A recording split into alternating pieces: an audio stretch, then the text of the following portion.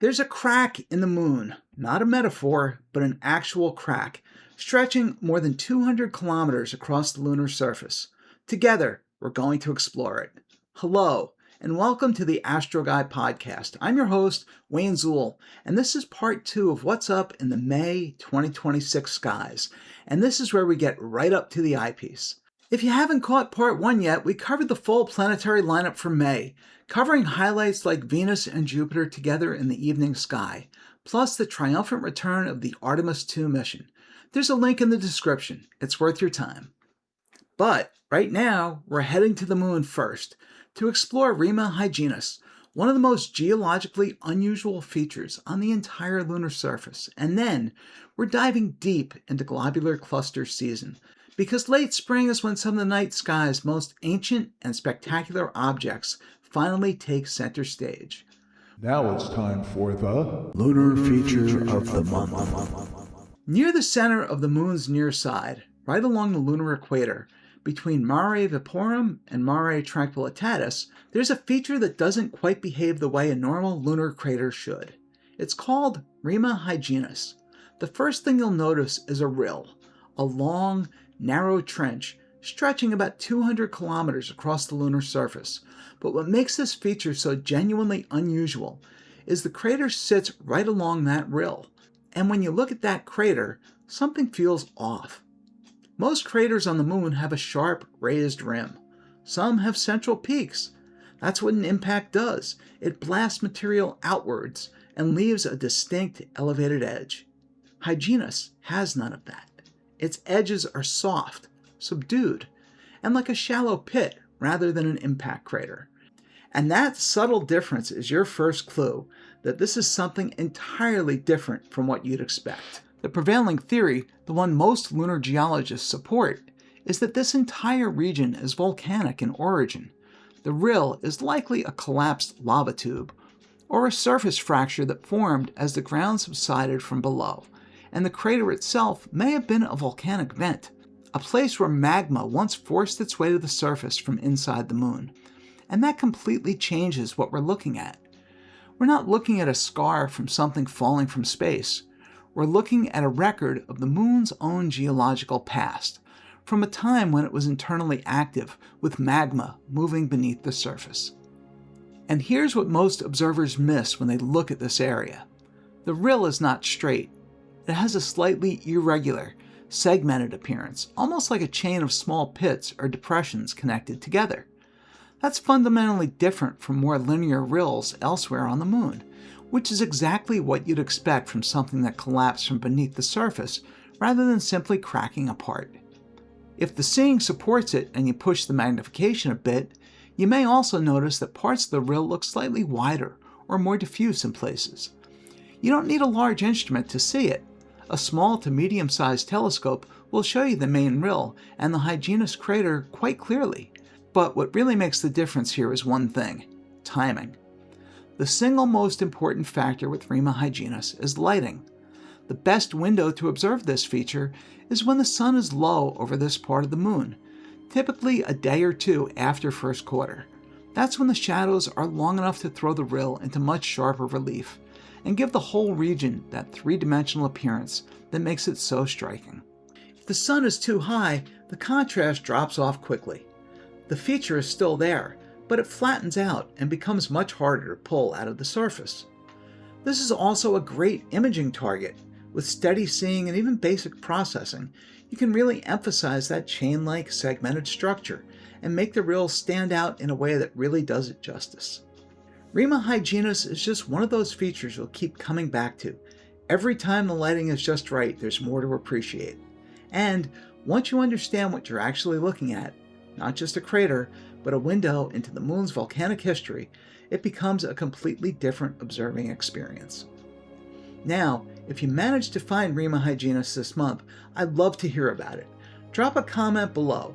Tell me what aperture you were using and your impression of the rille. Those reports are genuinely useful for everyone in this community. And if you haven't subscribed to the channel yet, now's a good time. There's a lot coming up this season. Alright, now it's time to head out beyond the solar system. May marks the beginning of one of the best observing seasons of the year, globular cluster season. These are dense, ancient spherical systems. They are some of the oldest objects in the Milky Way, having formed more than 10 billion years ago. And this time of year, they are perfectly placed for evening observing. If you've never spent real time with globular clusters, this is your entry point, and if you have, we're going to look at them a little differently, because it's the differences between them that really tell the story. Our first stop is M3 in Canis Venatici. In binoculars, it appears as a soft, slightly fuzzy star, the kind of object where you instinctively refocus because your eye doesn't quite believe what it's seeing. That's normal. It's the globular cluster experience introducing itself. In my 70mm refractor, a granular texture begins to emerge around the edges, and in my 8-inch Dob, individual stars start to pull away from the outer halo, where the core holds firm, bright, and dense. Now, here is the specific thing I want you to notice at the eyepiece. Look at the core of M3, that bright, condensed center, and then look how quickly the cluster fades toward the edges. There is a relatively steep drop-off. The core dominates. Hold that image in your mind, because that core-to-edge relationship is going to mean something shortly. Take your time with M3. Get comfortable with it. Then we'll move on, because this is where things begin to change. We'll swing over to Serpens Caput to observe M5. Now, I'm going to make a claim here that might raise a few eyebrows. Many experienced observers, people who've spent years at the eyepiece, will quietly tell you that M5 is actually better than even M13. Not as famous, not the headliner, but better. Here's why. M5 has a brighter, more centrally condensed core than M3, even more dramatic than what you just saw. But what really sets it apart is how quickly it resolves in moderate apertures.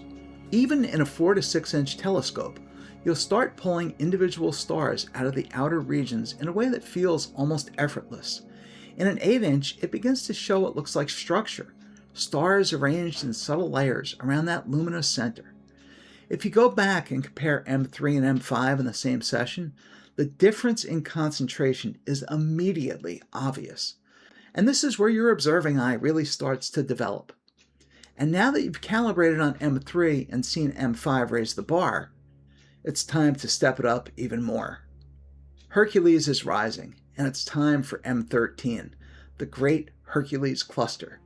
For many observers, this is the object that makes globular clusters finally click. Everything that we've looked at so far has been building toward this, and M13 delivers. Even in a small telescope, it begins to resolve in a way that makes you stop. The core is large and bright, surrounded by a halo that starts breaking apart into individual stars as you increase aperture. In a 6-inch scope, you're resolving dozens of stars. In a 10-inch or larger scope, you're looking at hundreds, a dense, almost three-dimensional swarm of points of light that feels like it has real depth at the eyepiece. Under steady seeing and with a lot of patience, you may even catch hints of subtle dark lanes running through parts of the cluster. Some observers describe these as propeller or fan blade shapes. In reality, they're just subtle variations in star density that create the impressions of darker lanes radiating through the cluster, adding structure to what otherwise looks like a perfect sphere. Here's the thought I want you to sit with while you're looking at M13. The light entering your eye right now left that cluster roughly 22,000 years ago.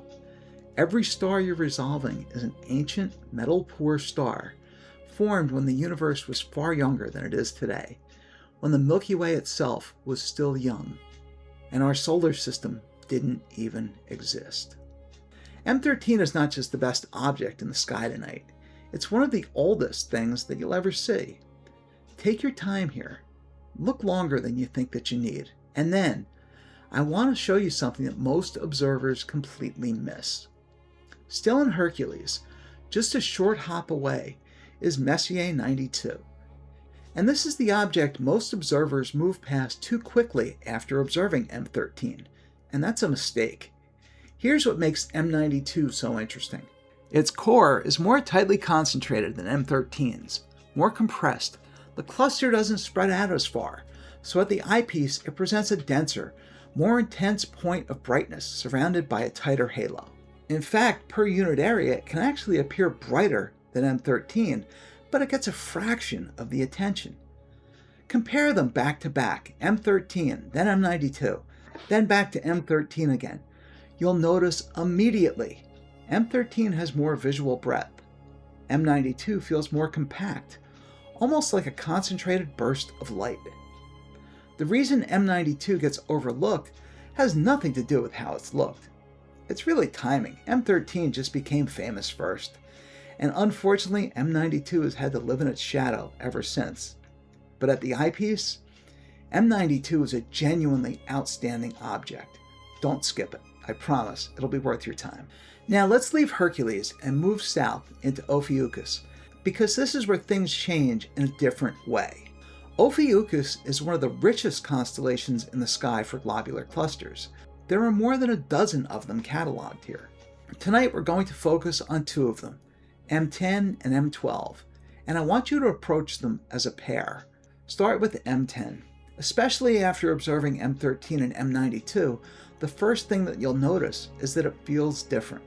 The core is still there, still pulling your eye, but the outer regions are more open, more scattered. The stars extend further from the center, and the overall impression is looser. Now, move your scope just a few degrees away to M12. M12 takes that looseness even further. The light is spread more evenly across the cluster. There's no dominant core, no tight center demanding your attention. In small apertures, it can feel underwhelming at first, but here's the reframe.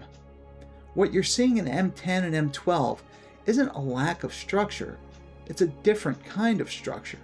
Astronomers classify globular clusters on a concentration scale from 1 to 12 using Roman numerals, where Class 1 clusters are the most tightly packed, while Class 12 are the most diffuse.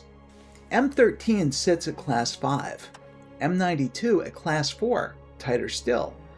M10 and M12 are both Class 7, much looser. So in a single observing session, you're getting to see a range of what globular clusters can actually look like, from tightly concentrated to open and diffuse. That's not just a list of objects. That's how you learn to see. So there's your globular cluster season starter set. 6 objects, a full range of structure, concentration, and character, but more importantly, a way of looking at them that turns a checklist into something much more meaningful. Every one of these clusters was already ancient before our sun even formed. The stars you're resolving in M13 formed more than 11 billion years ago, and the cluster has been orbiting the Milky Way ever since. So this month, give yourself some time to work through these clusters, not as objects to check off a list, but as what they actually are, ancient stellar systems, some of them older than our own solar system by several billion years, still orbiting the Milky Way after all this time. When you're resolving stars in M13, comparing compressed structure of M92, or noticing just how different M10 and M12 feel at the eyepiece, you're not just looking at points of light. You're looking at some of the oldest surviving objects in our galaxy. And that's really what this season is about. Not just seeing more objects, but learning how to see them differently. May is just the beginning.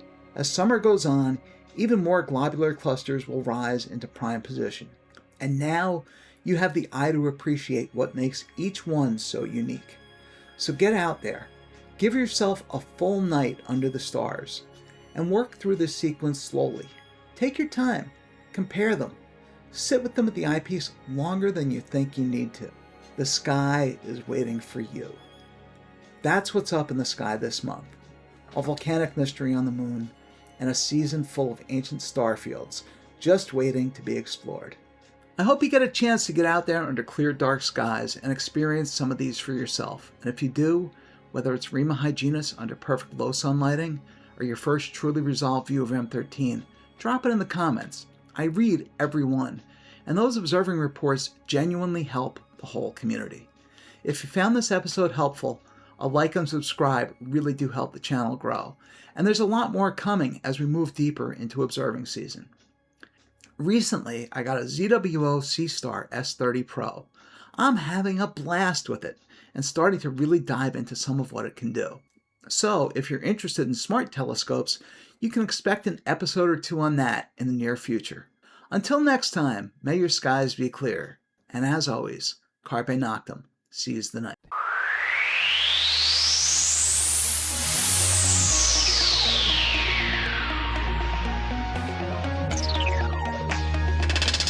I'm Wayne Zool, and this was the Astro Guy Podcast.